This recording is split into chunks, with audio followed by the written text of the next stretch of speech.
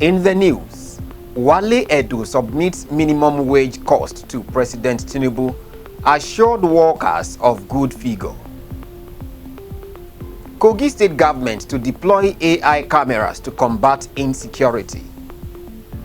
Villagers flee in terror as 150 reportedly killed in Sudan rebel attacks. And in sports, Bafana of South Africa arrives Uyo. This is the MLC TV Global News, reaching you live from the city of Lokoja, the confluent state of Nigeria. I am Joshua Adenoi. Thanks for joining us. The President of Nigeria, Bola Ahmed Tinubu, has issued an executive order to discontinue the payment of taxes and levies in foreign currency to reduce the pressure on the naira. The executive order, titled Inflation Reduction and Price Stability Fiscal Policy Measures, Order 2024, was expected to have commenced on May 1st, 2024. The order also mandated that all levels of government and their agencies should prioritize the procurement of made-in-Nigeria goods and services. The Minister of Finance and Coordinating Minister of the Economy, Wale Edun, has submitted the projected cost implications of implementing a new national minimum wage to President Bola Ahmed Tinubu. Wale Edun submitted the cost proposal to the President at the Presidential Villa in Abuja on Thursday, following a 48-hour ultimatum issued to him on Tuesday. Edun, who was accompanied by the Minister of Budget and National Planning, Atiku Bagudu, after submitting the report to the President, however, declined comment on the figure, but simply said no cause for alarm, urging Nigerians to expect a good figure. Kogi state government has assured the citizens of a more secured state in the days ahead as it prepares to deploy latest technology to stamp out all forms of crimes and criminalities in the state. The newly appointed Senior Special Assistant SSA to the Governor on Surveillance, Iweha Empire, made the promise when he received his letter of appointment from the Secretary to the state government, Dr. Folashade Ayowade, in Lokoja, the state capital. Empire, who is also the President General of Igbo Youth Congress in Kogi, said the fastest rising technology, artificial intelligence, AI, among others, will be deployed to ensure a safer state for all. He described Governor Ododo as a detribalized leader and a unifier that has brought peace and tranquility to the state since his assumption of office, promising to live up to expectations in the discharge of his duties. The appointee praised former Governor Yahaya Bello for the solid foundation he has laid in the state, calling on the people to come together to transform Kogi State. In a significant stride towards gender inclusivity and equality within the Nigerian police force, the Inspector General of Police, IGP Kayode Adeolu Egbetokun, has appointed Assistant Inspector General of Police, AIG Yetunde Longe, as the first female force secretary. The appointment was announced by force spokesperson ACP Olumuyiwa Adejobi in a statement in Abuja. The Inspector General of Police said he has no doubt in the ability of the new force secretary at bringing her wealth of experience and expertise to bear in the discharge of her new role. Since her appointment as a cadet ASP on March 3, 1990, AIG Yetunde Longe has demonstrated exceptional dedication and competence across various capacities within the NPF.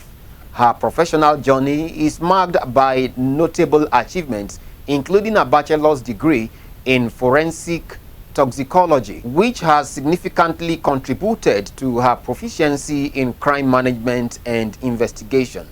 Additionally, she has participated in advanced courses such as the Advanced Detective courses and Intermediate Command course at Police Staff College, Jos, and the Protection of Civilians course in Italy.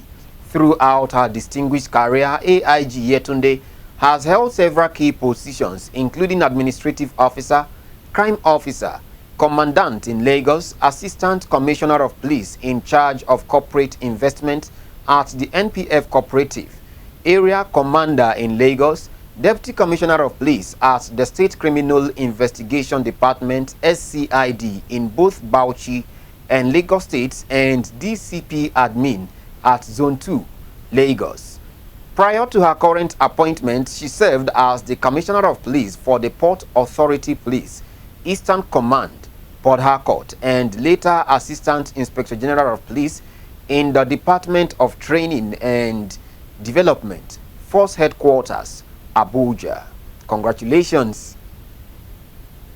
Former Governor of Kaduna State, Nasir El-Rufai, has been recommended for investigation and prosecution over his alleged misappropriation of 423 billion naira. The ad hoc committee set up by the Kaduna State House of Assembly to investigate all finances, loans and contracts awarded under former Governor El-Rufai made the recommendation in a report it submitted to the House. The chairman of the ad hoc committee, Henry Zakaria, said most of the loans obtained under the El-Rufai's administration were not used for the purpose for which they were obtained, while in some cases, due process was not followed in securing the loans. Receiving the report, the Speaker of the Kaduna State House of Assembly, Yusuf Liman, said that a total of 423 billion naira was embezzled by the El-Rufai's administration while leaving the state with huge liabilities. The committee therefore recommended the investigation and prosecution of El-Rufai and some other indicted members of his cabinet by security and anti-corruption agencies for abuse of office through the award of contracts without due process, diversion of public funds, and money laundering, as well as plaguing Kaduna State into heavy debt. El-Rufai, while reacting to the allegations, said he served Kaduna State and her people with utmost sincerity during his time in office as the governor of the state. We go on a break now. We'll be right back.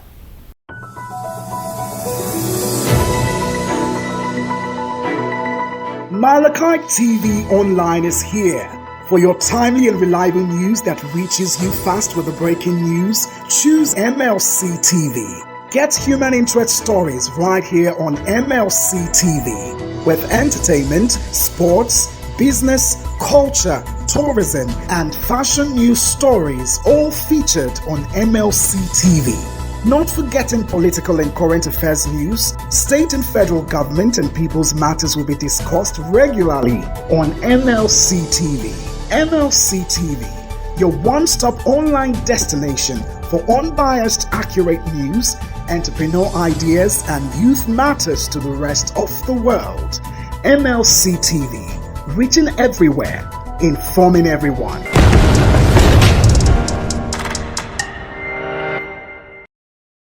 Welcome back. On politics, the KOGI State chapter of the Inter-Party Advisory Council, IPAC, has called for the reconciliation of all opposition parties with the winning party, All Progressives Congress, APC, for a better and greater state. The state chairman of the council, Ilyas Badanga, made the call during a press briefing in Lokoja, the state capital. Badanga, who sued for peaceful coexistence, also urged political parties to accept the election tribunal verdict that upholds Ahmed Usman Ododo as the duly elected governor of KOGI State. Our reporter, Faith Abdul Ghaffar, tells us more. IPAC is an umbrella body of all registered political parties in Nigeria. The KOGI State chapter raised its concern over the continual court cases after elections. He advised political parties, stakeholders, supporters, traditional rulers, and other politicians in the state to stop further court cases. Said, enough is enough of cases after election. KOGI State chapter feel that it is germane to advise political parties, politicians, security agencies, professionals, traditional rulers, the clergy, and all stakeholders in KOGI State that enough is enough of cases after election. In an election, in all climes, they are bound to have misconception, imperfection, agitation. It is also necessary to ventilate these grievances to determine the actual winner of the election. According to Bandaga, the tribunal's verdict by declaring the APC candidate Ahmed Usman Ododo as the elected governor of the election held on the 11th November 2023 remains justified. Advise all the political parties in the state to accept the verdict of the tribunal. It is on this premise we deem it fit to congratulate the winner after thorough ventilation of the process of the law by the judiciary. The tribunal verdict by declaring the APC candidate Alhaji Ahmed Usman Ododo as the duly elected governor of the election held on the 11th November 2023. We hereby advise all political parties in the state to accept the verdict of the tribunal. The political parties under IPAC has unequivocally and unanimously agreed to move the state forward.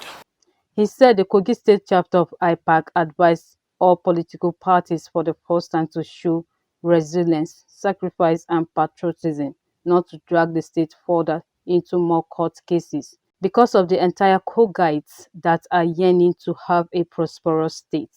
They equally appeal to Governor Ododo to be generous to form a state with united people where the political parties are carried along to contribute their quota towards achieving a better state they desire. You may recall that our state has been drawn backward from development because of series of contestation of political cases after all elections since the beginning of democratic governance in Kogi State. We make bold to say this is unhealthy politically for development. This is not to be misconstrued as cowardice by the political parties, but to prevent more wastage of taxpayers' money and individual hard-earned resources. On the expiration of the tenure of local government administration in the state, they advised that other local government elections be conducted without further delay. Leadership is ordained by God Almighty divinely, on time and chance. It is on this note we are appealing for calm and determination to allow the winner of the election as declared by the tribunal to face development frontally. We wish to bring to your notice that the tenure of local government administration has long expired, and we advise that another local government election should be conducted as soon as possible for the third tiers of government to feel the dividends of democracy. IPAC called on the governor and cabinet members to deliver dividends of democracy to all citizens cut across the 3 senatorial districts on the equal basis to consolidate on the peaceful coexistence where ethnicity, religion, and sectionalism will have no place under his administration. I am Faith Abdulgafar reporting for MLC TV. Following a backlash over the naming and composition of the leadership structure of the Obidient Directorate, the leadership of the Labour Party has renamed the Directorate. The National Publicity Secretary of the party, Obiora Ifo, announced the party's decision in a statement in Abuja. According to him, the Obidient Directorate will now be known and referred to as the Directorate of Mobilization and Integration. The inauguration, he said, will take place on Saturday, June 8, 2024 at the party's National Secretariat, Utako, Abuja by 10 o'clock in the morning. On the foreign scene, a group of Russian naval ships, including a nuclear-powered submarine, is to visit Cuba next week as part of historical friendly relations. The Cuban Revolutionary Armed Forces, in a statement, explained that the Russian naval ships and the nuclear-powered submarine Kazan, the fleet oil tanker Pashin, will visit the port of Havana between June 12th and 17th. Cuba says none of the ships carries nuclear weapons and insisted that their stopover does not represent a threat to the region. Moscow has not confirmed the information provided by Cuba. At least 150 people have been killed and 200 injured in an attack by rebel forces in Sudan in the latest atrocity in the year-long war that has displaced more than 7 million people.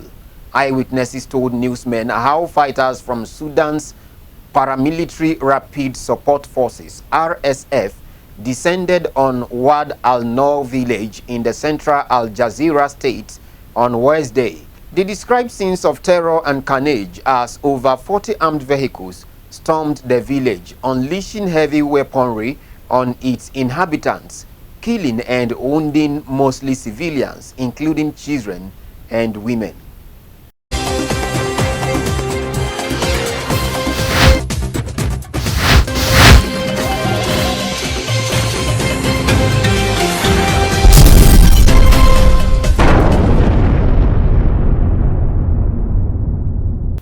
In sports, South African players have arrived Uyo for their 2026 FIFA World Cup qualifying fixture against the Super Eagles of Nigeria. The Bafana arrived Nigeria on Wednesday night after delays in their travel on a special flight. The contingent spent the night in Port Harcourt, where they did their immigration after the airport in Uyo was closed down. Friday's encounter is billed for the Godswill Akpabio International Stadium, Uyo, Nigeria.